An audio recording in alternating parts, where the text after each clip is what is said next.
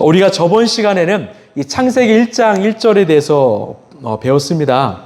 우리가 창세기 1장을 그 말씀을 믿는다면 얼마나 믿는가, 그것에 따라서 우리의 삶의 의미와 방향과 목적은 완전히 달라질 수밖에 없습니다. 우리가 하나님이 천지를 창조하심을 믿기 때문에 우리는 어떤 상황이든지 우리는 감사할 수 있지요. 하나님이 천지를 창조하셨음을 믿기 때문에 그분이 우리를 책임지시고 설령 우리의 삶이 무너질지라도 그분이 다시 회복시켜 주실 것을 우리는 믿을 수 있습니다. 그래서 내 상황과 환경에도 상관없이 우리는 우리의 주인이시고 우리를 창조하신 하나님 때문에 걱정과 근심 없이 살아갈 수 있는 것입니다. 자, 이제 2절부터는 하나님께서 본격적으로 이 세상을 창조하시는데요. 우리 2절 말씀 함께 읽겠습니다. 시작. 땅이 혼돈하고 공허하며 어둠이 깊음 위에 있고 하나님의 영은 물 위에 움직이고 계셨다. 아멘. 지금 2절을 보면 이 땅이라고 말하죠. 이 땅은 어디일까요? 바로 하나님이 창조하신 이 공간이겠죠. 우리 인간은 이 시간과 공간 안에 살아가죠. 하나님은 우리가 살아갈 그 공간을 만드시는데 이 공간이, 이 땅이 혼돈하고 공허하다라고 말해요. 이런 어떤 느낌인지 상상이 되십니까? 혼돈합니다. 공허합니다.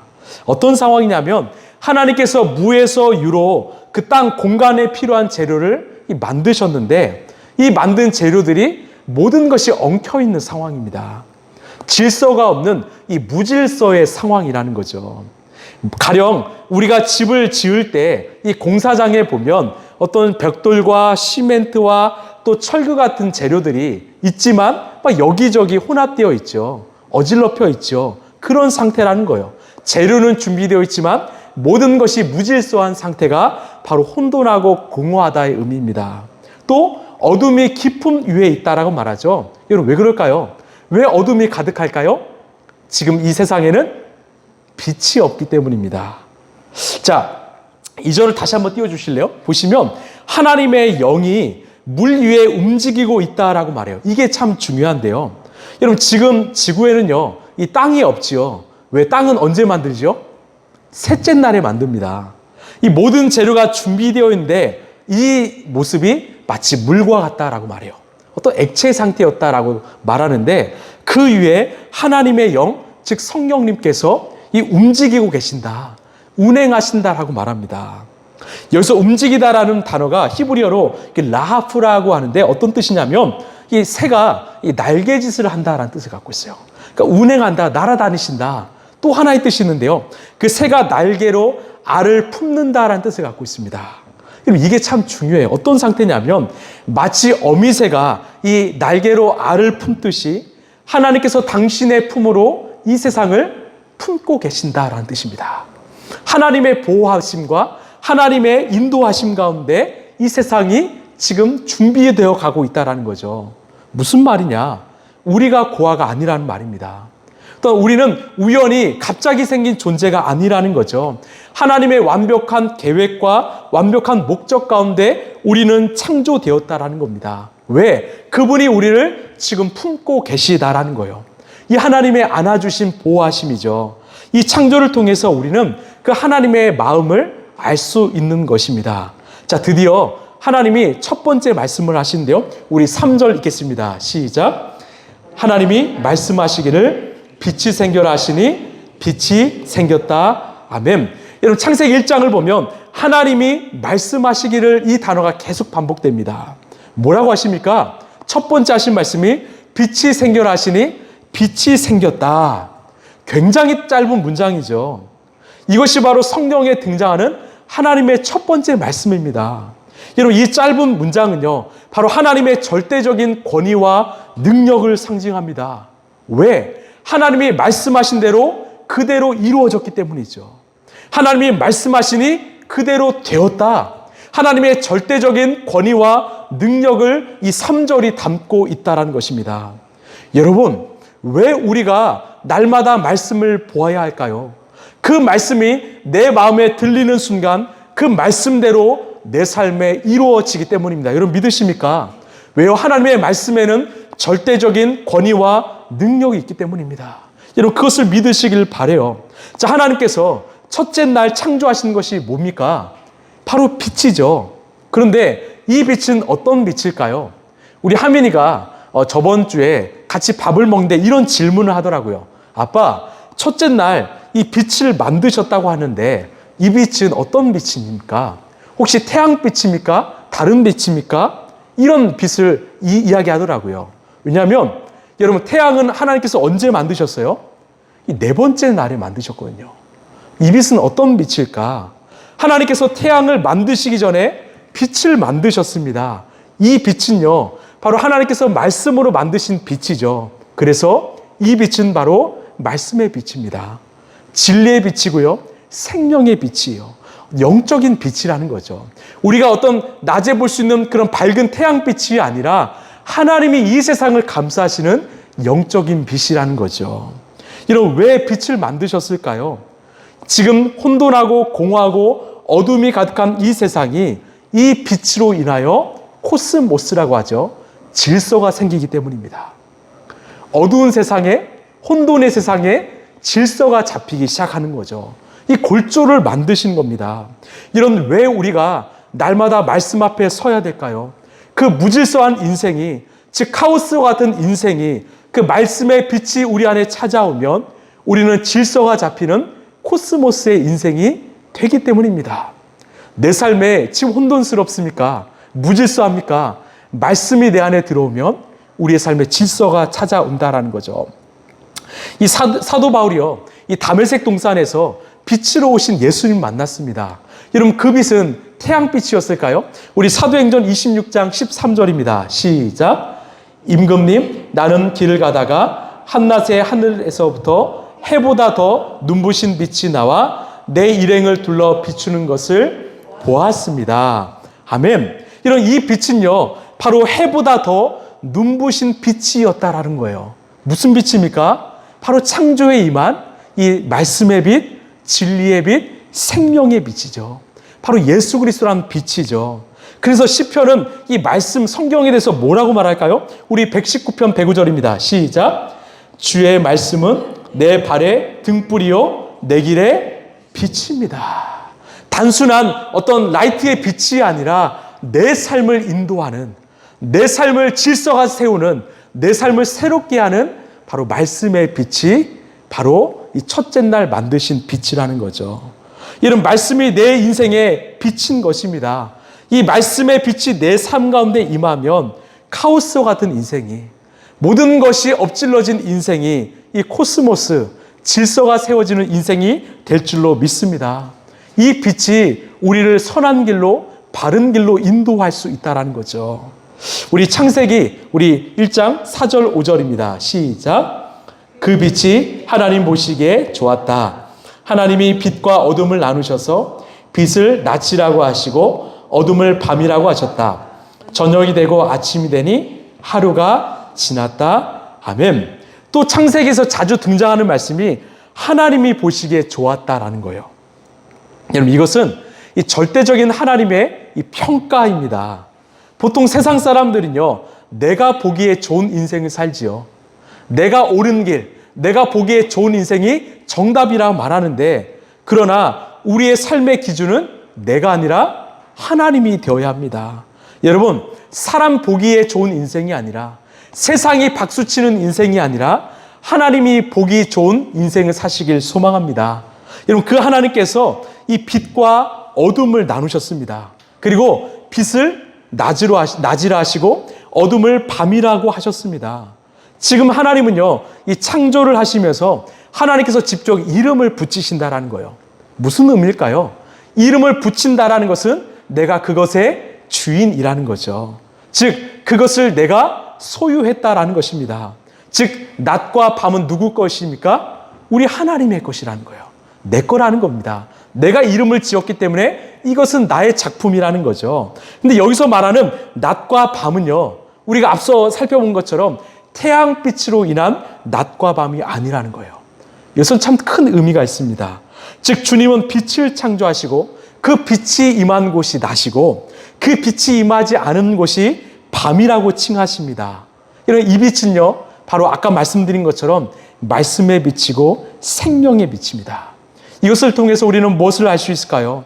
우리가 살아가면서 말씀 가운데 살지 않으면 우리가 아무리 태양빛이 비치는 이 대낮에 있을지라도 우리는 영적인 어둠 가운데 살아가는 존재라는 거예요.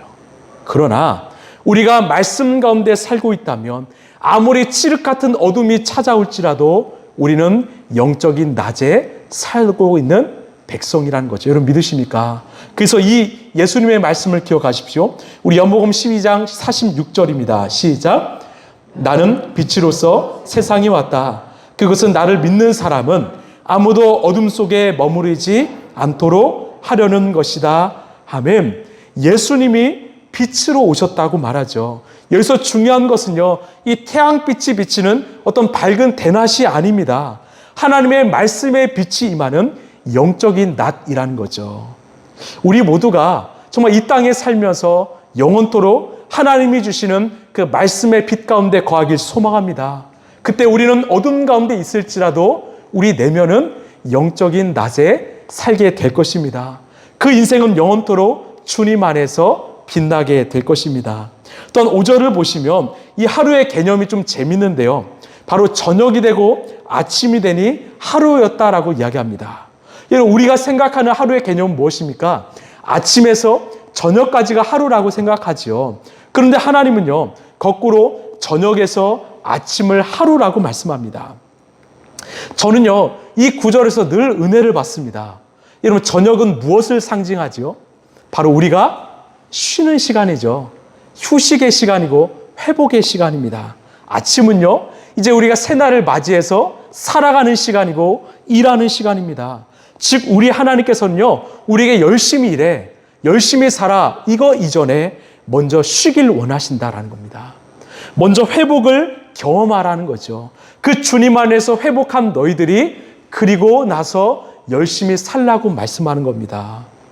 여러분, 우리 주님은요, 가장 우리에게 허락하신 것은 바로 안식입니다. 그 안식의 시간을 통해서 우리를 돌아보기를 원하시고 우리의 연약함, 우리 결핍을 채우길 원하신다라는 거죠. 그런데 세상은 우리를 쉬게 내버려 두지 않습니다. 자꾸만 재촉하지요. 이 주일에도 안식하지 못하게 만들고요. 안식하는 그 시간 내도 늘 불안 속에 살게 만듭니다. 계속 일하라 하죠. 계속 돈이 부족하다고 우리 마음을 급하게 만듭니다. 아니요. 우리는 잘 쉬어야 합니다.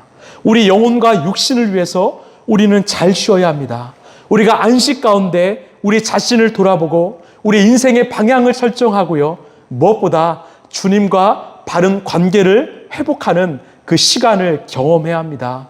그때 우리의 삶 가운데는 치유와 회복이 임할 줄로 믿습니다. 여러분, 안식할 때는요, 푹 쉬십시오.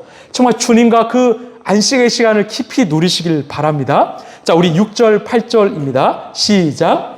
하나님이 말씀하시기를 물 한가운데 창공이 생겨 물과 물 사이가 갈라져라 하셨다. 하나님이 이처럼 창공을 만드시고서 물을 창공 아래에 있는 물과 창공 위에 있는 물로 나누시니 그대로 되었다. 하나님이 창공을 하늘이라고 하셨다. 저녁이 되고 아침이 되니 이틀날이 지났다. 아멘. 또 6절에서 말씀하죠. 하나님이 말씀하시기를. 자, 우리가 2절에는 하나님의 영이 물 위에 운행하였다라고 말합니다. 아직 세상이 갖추어지기 전이지요.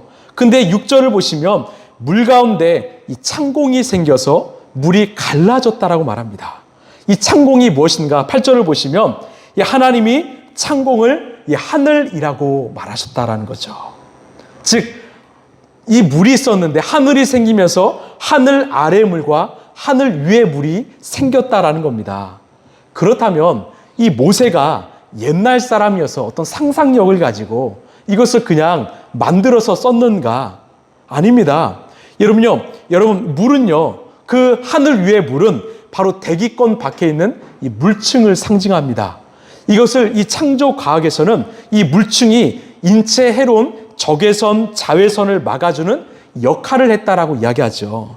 그래서 이 노아의 홍수 이전의 사람들은요, 이 수백 년씩 살았습니다. 뭐 600년, 800년, 또 900년까지 살았지요. 그런데 그 노아의 홍수의 사건으로 인해서 그 대기권 밖에 있는 물이 땅에 쏟아짐으로 물층이 사라지고 사람들이 직사광선에 노출되어서 그 노아의 홍수 이후에는 어떻게 됩니까? 수명이 현저하게 줄게 되었다고 말하죠. 여러분, 이것은 이 모세의 상식이나 지식으로 말하는 것이 아니라 하나님께서 모세에게 그 신비를 알려주신 것입니다. 자, 이제 9절 10절인데 함께 읽겠습니다. 시작. 하나님이 말씀하시기를 하늘 아래에 있는 물은 한 곳으로 모이고 묻은 드러나거라 하시니 그대로 되었다.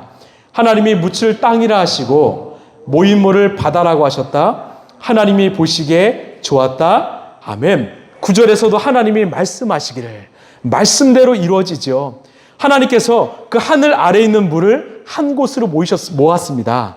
이 물은 바로 바다가 되었고 그 물이 없는 묻은 바로 땅이 되었다라는 거죠. 이 셋째 날에 바다와 땅이 만들어졌습니다. 여러분, 이것을 통해서 우리는 무엇을 알 수 있을까요? 이 하나님의 말씀에 의해서 이 땅과 바다가 분리되었습니다. 이 경계가 세워졌지요. 여러분, 그렇습니다. 하나님께서는요, 창조를 통해서 이 분리를 만드십니다. 첫째 날에는요, 이 빛과 어둠을 분리시키셨고요. 둘째 날에는 창공 위의 물과 창공 아래의 물로 분리시키셨고요. 셋째 날에는 바다와 땅을 이 분리시키셨습니다. 이게 바로 창조의 질서이고요. 바로 신앙생활이죠. 여러분, 거룩은 무엇일까요?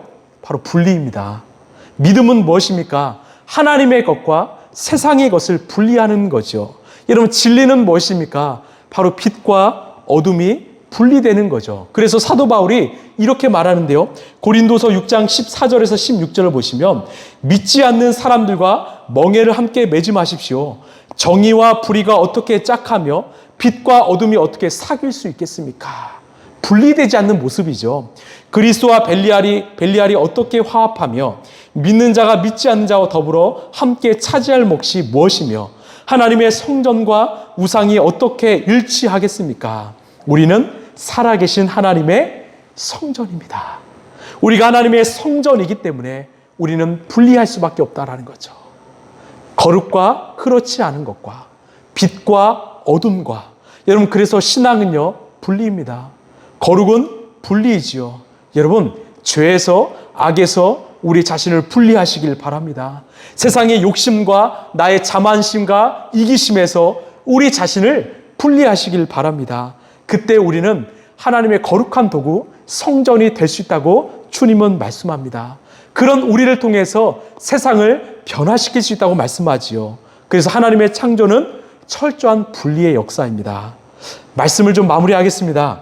여러분, 지금 3절, 6절, 9절에서 계속 반복되는 문장이 무엇입니까? 하나님이 말씀하시기이에요. 하나님이 말씀하신다. 왜 이 문장을 첫 문장으로 넣을까요? 바로 하나님이 말씀하신 대로 이루어졌다라는 거예요. 이것은 절대적인 하나님의 권위이고 능력입니다. 이런 말씀에 그 능력이 있으면 여러분 믿으십니까? 여러분, 왜 우리가 날마다 이 말씀을 묵상해야 될까요?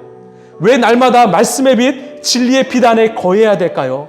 그 말씀이 우리의 삶을 새롭게 창조하기 때문이죠.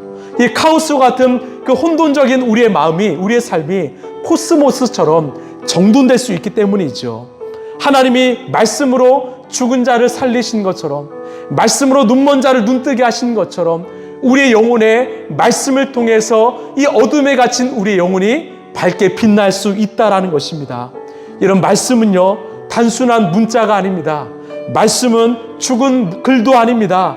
말씀은 오늘 또 살아 역사는 하나님의 능력이심을 여러분 믿으시길 바랍니다. 우리 인생 가운데 하나님의 창조가 필요한 곳이 있습니까? 내 삶이 무너져 내린 인생이 있습니까? 하나님의 말씀이 우리 안에 들리길 원합니다. 그 말씀이요, 우리를 살릴 것이고요.